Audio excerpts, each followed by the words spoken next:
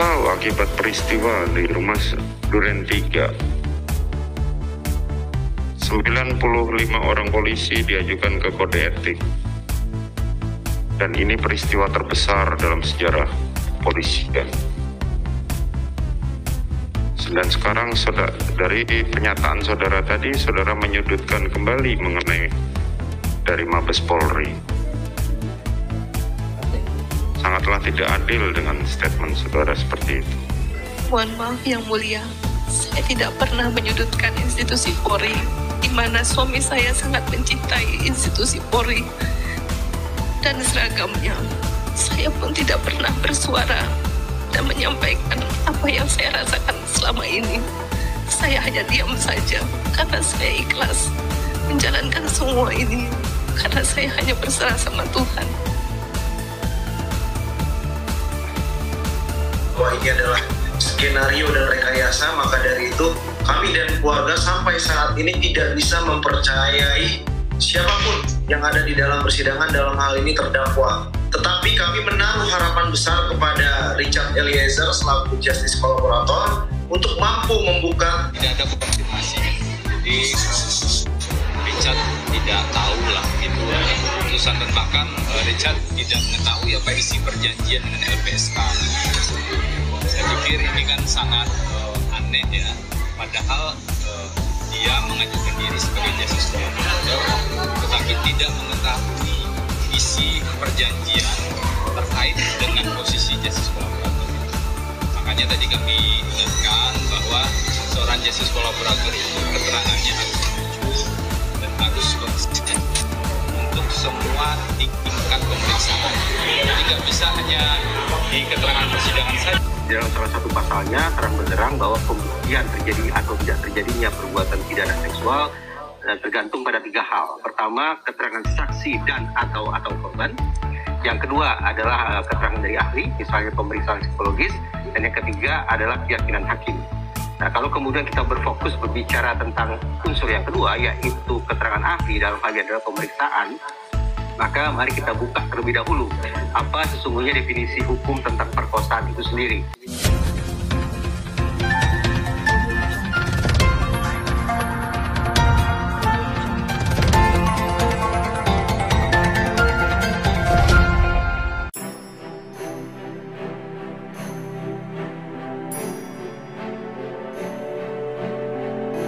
Putri Chandrawati kekeh dirinya menjadi korban yang dilakukan Brigadir Yosua alias Brigadir J di Magelang, Jawa Tengah pada tanggal 7 Juli tahun 2022. Dia menceritakan kasus pelecehan yang oleh banyak pihak diragukan kebenarannya itu di PN, Jakarta Selatan, Senin tanggal 12 Desember tahun 2022 setelah Ketua Majelis Hakim memintanya menceritakan kejadian di Magelang. Putri tetap bersikukuh jika dirinya merupakan korban pelecehan seksual, bahkan Yosua telah menganiaya dirinya dengan membanting sebanyak 3 kali. Mohon maaf yang mulia, mohon izin yang terjadi memang Yosua melakukan kekerasan seksual, pengancaman, dan penganiayaan membanting saya 3 kali, ke bawah itu yang memang benar-benar terjadi, ucap Putri. Wahyu sempat meragukan pengakuan, mengingat dan Mabes Polri membatalkan berkas SPDP kasus pelecehan dan Brigadir J. Akhirnya Brigadir J dimakamkan secara kedinasan. Untuk mendapatkan seperti itu, dimakamkan kedinasan. Red berarti yang bersangkutan tidak boleh mendapatkan cemar sedikit pun, atau noda dalam catatan kariernya. Faktanya almarhum Yosua dimakamkan dengan kebesaran dari kepolisian. Kalau seandainya dia seperti yang saudara sampaikan, melakukan pelecehan seksual kepada saudara, tentunya dia tidak akan mendapatkan hal itu, kata Wahyu. Putri lantas menjawab diplomatis soal pemakaman Brigadir J, yang dilakukan secara kedinasan itu. Kalaupun Polri melakukan pemakaman seperti itu, saya tidak tahu, mungkin bisa ditanyakan ke institusi Polri. Kenapa bisa memberikan penghargaan kepada orang yang telah melakukan pemerkosaan, penganiayaan, serta pengancaman kepada saya, selaku bayangkari, kata Putri Chandrawati. Lalu Ketua Majelis Hakim, Wahyu Iman Santoso, memutuskan menggelar sidang dengan saksi Putri Chandrawati, digelar secara tertutup saat membahas pelecehan seksual. Awalnya, Wahyu menanyakan kepada JPU, apakah setuju ketika persidangan dengan saksi Putri Chandrawati digelar secara tertutup. Kemarin di persidangan sebelumnya ada permohonan tertulis dari penasihat hukum, saksi dalam hal ini yang sebelumnya menjadi terdakwa, bahwa sidang dari perkara pemeriksaan terhadap Putri Chandrawati ini tertutup. Saya meminta tanggapan dari penuntut umum, kata Wahyu, Senin. JPU lalu menolak usulan itu, dan meminta agar persidangan tetap digelar secara terbuka. Kami menolak terhadap sidang tertutup karena berpegang pada pasal 153 ayat 3, karena ini bukan perkara kesusilaan dan perkara anak. Dan kemudian dari pedoman Mahkamah Agung, sama sekali tidak ada, sama sekali perintah untuk menutup persidangan, apabila saksinya yang bukan merupakan tindak pidana kesusilaan. Kemudian kami juga memiliki pedoman dari Kejaksaan Agung terkait dengan perkara penanganan terhadap perempuan dan anak. Dan itu pun membolehkan persidangan terbuka untuk umum.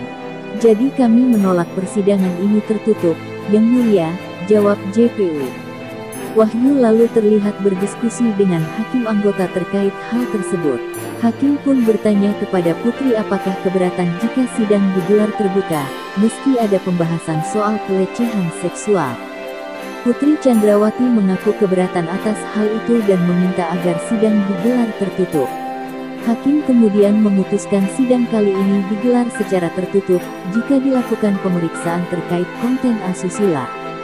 Majelis memutuskan sidang dinyatakan tertutup hanya sebatas konten asusila. Selebihnya kita nyatakan terbuka, ujar hakim.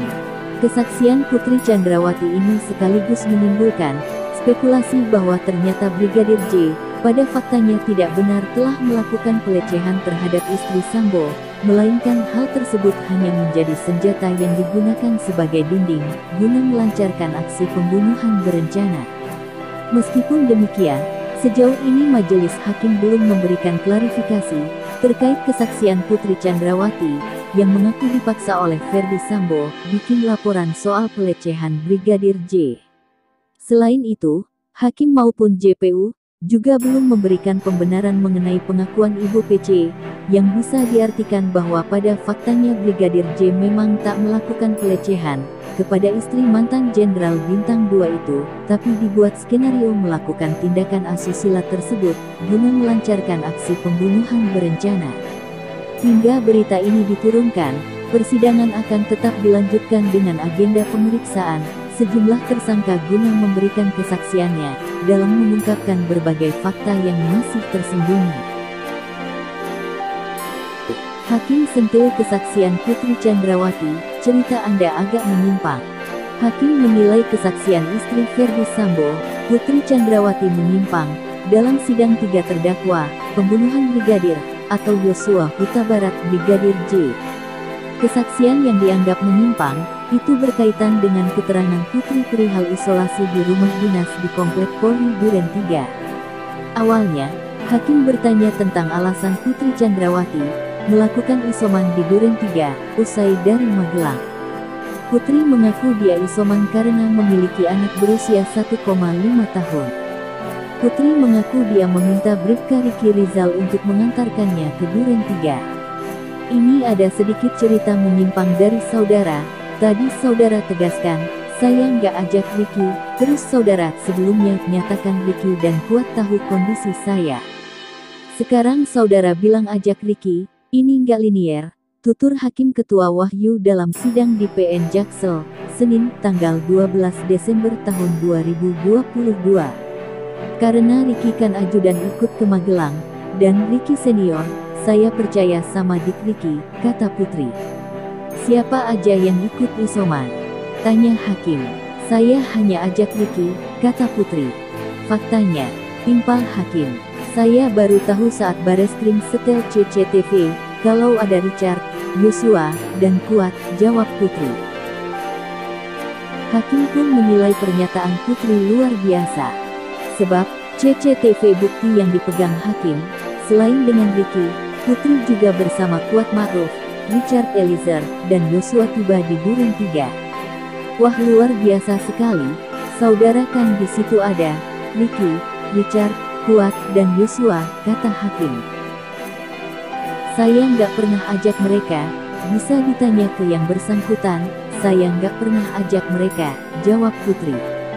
Baik, kita tanya besok, karena saudara bilang ajak Ricky, tapi faktanya ada beberapa orang, ucap Putri. Masih di waktu yang sama, Hakim kembali menyentil Putri. Hal ini terjadi ketika Putri mengatakan Kuat Ma'ruf membawakan tasnya ketika sampai di Duren 3. Saya turun, saya dibantu Kuat bawa tas saya masuk ke dalam rumah, terus di depan pintu kamar Kuat beri tas saya. Lalu saya di dalam kamar mengganti pakaian, kata Putri.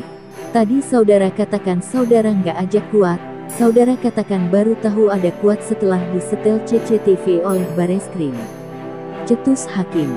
Mohon izin yang mulia, Kuat yang nyamperin saya, bilang, mohon izin Bu saya bantu, jawab Putri. Duduk sebagai terdakwa dalam sidang adalah Barada Richard Eliezer, Bribka Ricky Rizal, dan Kuat Ma'ruf. Dalam kasus ini, Richard Eliezer didakwa bersama-sama dengan Ferdy Sambo, melakukan pembunuhan berencana terhadap Brigadir Yosua Huta Barat. Eliezer disebut dengan sadar dan tanpa ragu menembak Yosua. Mereka yang melakukan, yang menyuruh melakukan, dan turut serta melakukan perbuatan, dengan sengaja dan dengan rencana terlebih dahulu, merampas nyawa orang lain, ucap jaksa saat membacakan surat dakwaan.